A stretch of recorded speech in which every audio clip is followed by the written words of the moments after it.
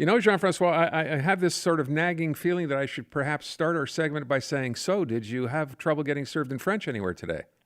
Not today. Not Okay. for many days in a row. I was in Quebec City for the carnival this last weekend. Mm-hmm. No problem there, Okay. not at all. Good. And so it's a problem-free week, Oh, but we're only Wednesday. Well, there you go. Or we're halfway through the week, depends how you look at it. Yeah. Let me start by talking about Denis Coderre. I can't say that I thought we would be going there. He showed up today in the Visitors Gallery, of all places, in the National Assembly. So even though he hasn't said or officially confirmed he will be running for leadership of the provincial Liberals, it sure looks like he will. It seems like it's just a matter of time.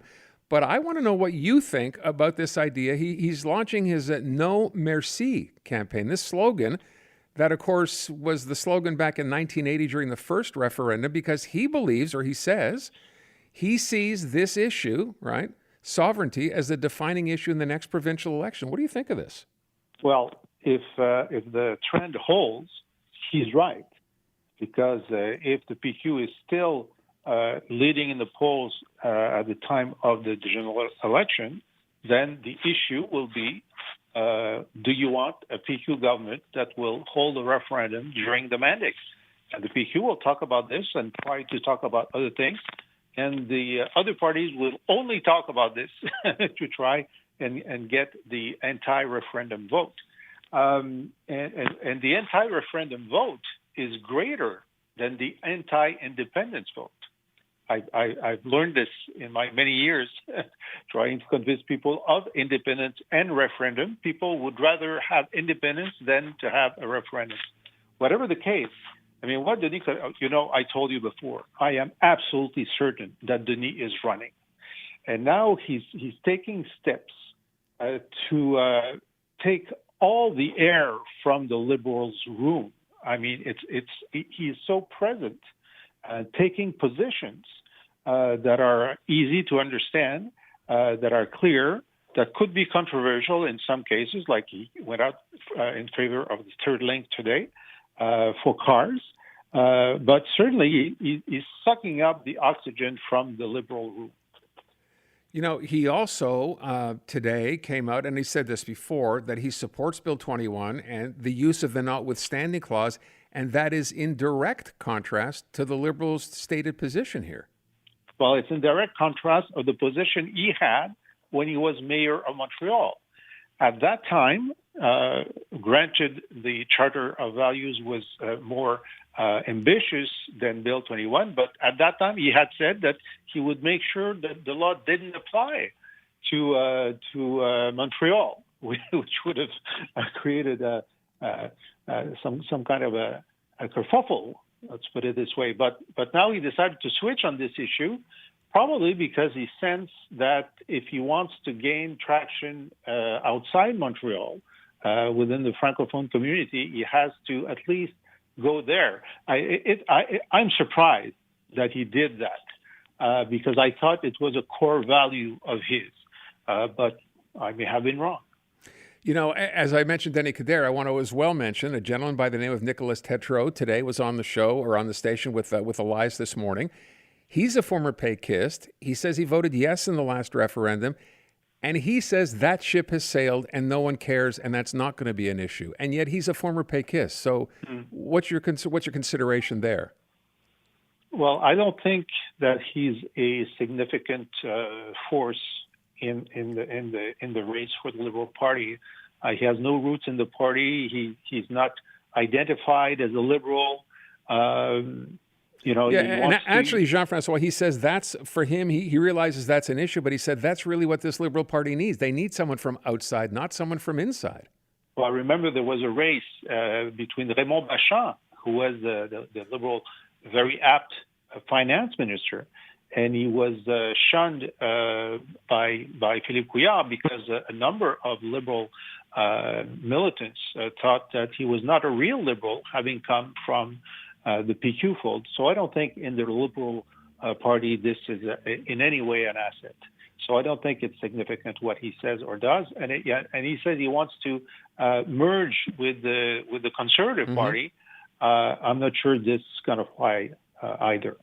So let me ask you, are you expecting between now and whenever, and I guess it's spring of next year, that's what the Liberals have said when they eventually choose a new leader.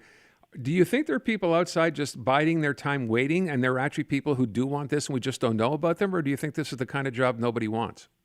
Well, what circulates in the people in the know is that there are two persons that are not well-known entrepreneurs, but who work for entrepreneurial councils that are thinking about running, but they have these jobs, and they would only come out at the beginning of the official race.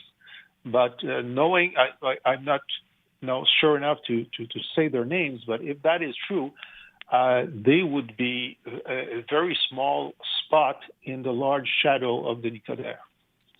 Okay. Let me move this on to something else, because there's a lot going on politically right now. If you want to weigh in on this federally, I read a column today that suggested in the wake of this scandal over the ArriveCan app, you're aware of this story, Sure. this might have brought down a government in other times. Do you believe that's the case? Well, depends in what time. You know that Johnny McDonald resisted huge scandals, and he actually survived. At some point, he had to go and come back, but you know, it always depends on the time. The last thing that really stopped the government from being reelected was the Paul Martin government because of the sponsorship scandal. But this was not only a diversion of funds to friends, but there was also an ideological slant to it that took Quebecers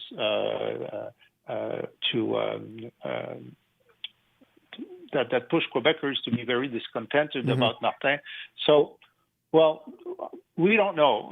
The thing that it's very difficult now to bring down a government if it doesn't implode, from the inside.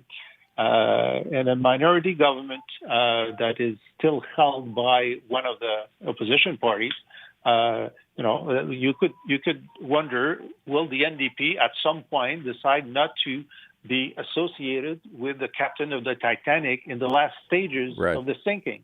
So this could be it. But we're so attuned now to administrative mismanagement of the major task of the federal government that although we are shocked by this, we've been shocked so much with the passports and the Phoenix payroll and all the rest that it seems to be some sort of new normal.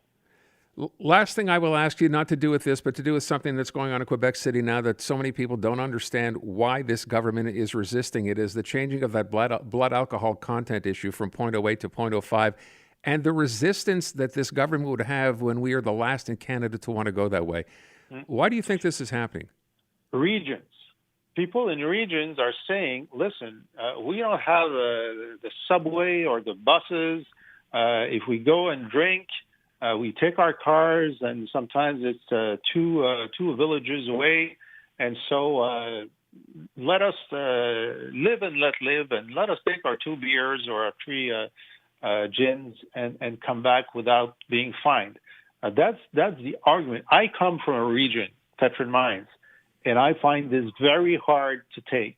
It's sure that bars and restaurants also are pushing for staying at 0.08. But I think that people in the regions know about the designated driver and all this, and I don't see why they are so resistant to that. But when you're very unpopular, you try to not go anywhere else that might get you even more unpopular. Fair enough. Jean-François, merci.